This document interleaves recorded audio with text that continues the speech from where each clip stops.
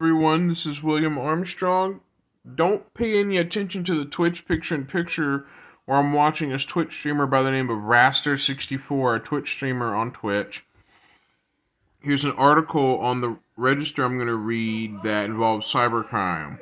CDW is one of the largest resellers on the planet for computer-related stuff, and CDW has gotten hit by a ransomware group that with Lockbit ransomware. It says here CDW data to be leaked next week after negotiations with Lockbit break down. Ransomware spokesperson scoffs at IT's resellers offer a payment.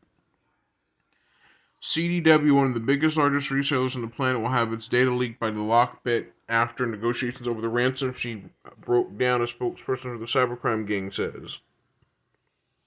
This article was published by Connor Jones Friday, October 6, 2023 at 13:21 UTC. Notice that the register is a UK, United Kingdom-based European company where you have the date format just as the day, month, and year reversed in European formats in Australia and European countries. In America, it's month, date, year in America and Canada. It says here, speaking to the register, the spokesperson who uses the alias Lockbit Sup implied that during the negotiations, CDW offered a sum that was so low it insulted the crooks. Yikes! Never insult the ransomware crooks, and never pay the ransoms either, CDW. Never insult them. That just makes it worse. We published them because in a negotiation process, a $20 billing company refuses to pay adequate money, the source said. Why? Excuse me, but why in the world would big companies pay ransomware gangs to get their data back? Why would they make payments to pay them? That's the stupidest, dumbest move to pay a ransomware cybercrime gang to get your data back. That's stupid. That's just giving more incentives to cyber criminals to do more ransomware attacks. As soon as the timer runs out, you'll be able to see all the information. Negotiations are over and are no longer in progress. We have refused a ridiculous amount offered. Lockbit did not respond to questions relating to what his original ransom demand was or what CDW offered in the negotiations. It also shirked questions concerning the nature of the data stolen and what methods it used to breach the company. According to the countdown time on Lockbit's victim blog, CDW's files are scheduled to be published in the early hours of morning on October 11th. CDW has yet to comment on the incident, which appears to have been ongoing since at least September 3rd, when the company was first posted to Lockbit's blog. The register has contacted CDW for clarity, but the company has not yet offered a response. Its automatic email reply reads, "Thank you for contacting CDW. Your inquiry has been received and will be reviewed. Should there be a fit or an interest in engaging further, we will be in touch as soon as possible." The UK Information Commissioner's Office, ICO, confirmed that it had not received a breach report from CDW. Cybersecurity analyst and researcher Dominic Alvieri said the company was technically posted at Lockbit's blog 3 times in total. It was originally slashed, a tactic involved the quick posting and deletion of a company to encourage a fast response from the victim. When deadlines come and go, it is a sign that the company is negotiating or has at least acknowledged the incident, he said. The repost is usually the final stages. The ransom process can take weeks, months. Posting a company to a victim blog multiple times isn't something that happens in every case, but it's a known aggressive tactic adopted by ransomware groups to hurry negotiations, the experts told the register. Ransomware groups are ramping up their tactics and forcing victims to pay quickly, and this is all part of their business model to extort more money in a timely fashion from the target, said Jake Moore, global cybersecurity advisor at ESET. Lockbit has previously used its pressure tactics to force other victims on their attacks in order to speed up ransom negotiations to ultimately pay up and with varying success. There is always a chance, however, that is a tactic used to force the victim's hands to act quickly, yet no real substance be in the original claim. This is a common gamble played between cybercriminals and their victims, where one wrong move and a poker face could cost companies huge amounts in ransom payments and more problems thereafter from leaked data in public view. Yikes! One historical example of Lockbit setting deadlines and not dumping the stolen data was during the attack on the Royal Mail International earlier this year. The deadline was set for February 13th and no data was published. A day later, instead of making Royal Mail International stolen data public, Lockbit posted a full negotiation history between it and the company in the form of a downloadable chat log. The chat logs revealed the ransom demand was originally set at 80 million, later offering a 50% discount after the company branded the demands absurd.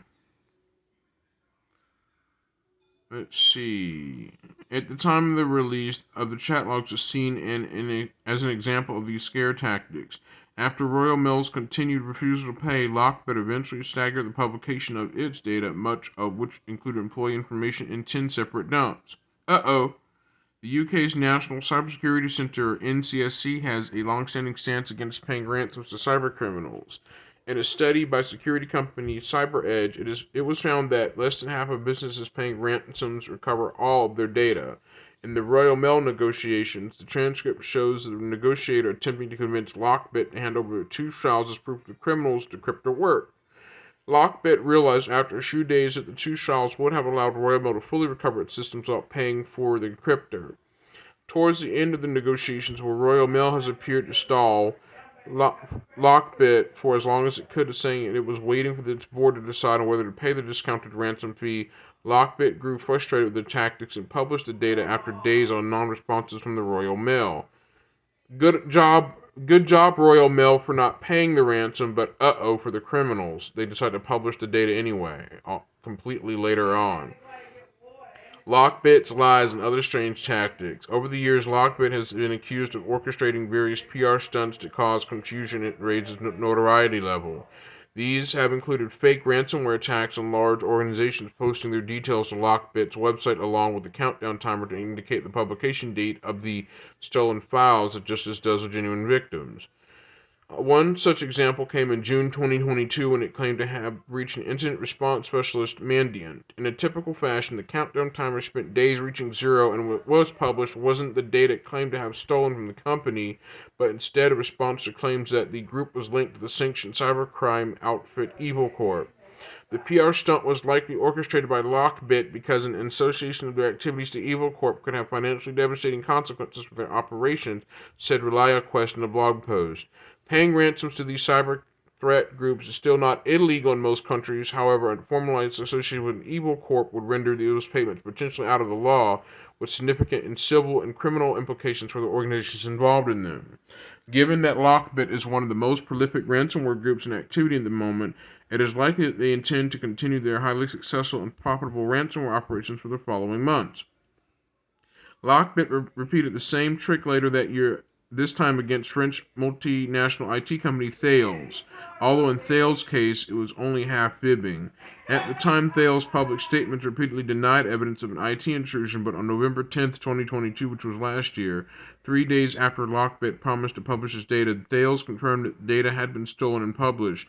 However, it said that the theft was carried out by 2 likely sources, one of which was confirmed through the user account of a partner on a dedicated collaboration portal, and the other was unknown.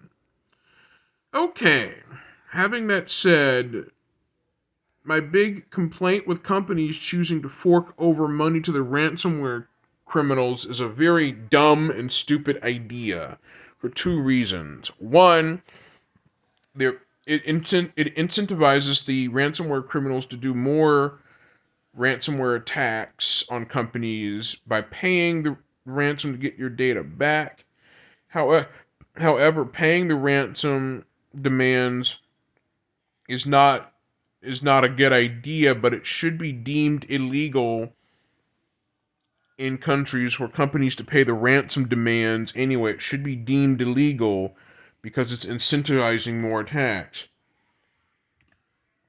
by paying the ransomware gangs. It's just like, for example, it's just like a person paying a scammer that extorts a person for more money by making fibbed ransom demands, like making demands to blackmail a person if they don't pay up the money to stop the blackmail, kind of like that. But this time, instead of it being where it's just one victim, it becomes a big company that gets targeted by the ransomware gangs.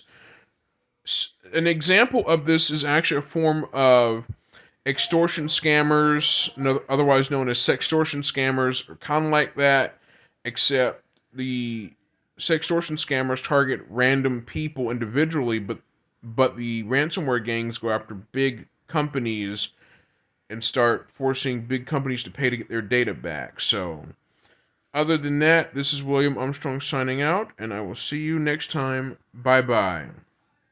And if I were a big company like CDW or other companies, I would not, I repeat, I would not pay the ransom at all. I would never ever pay ransom to get the data back.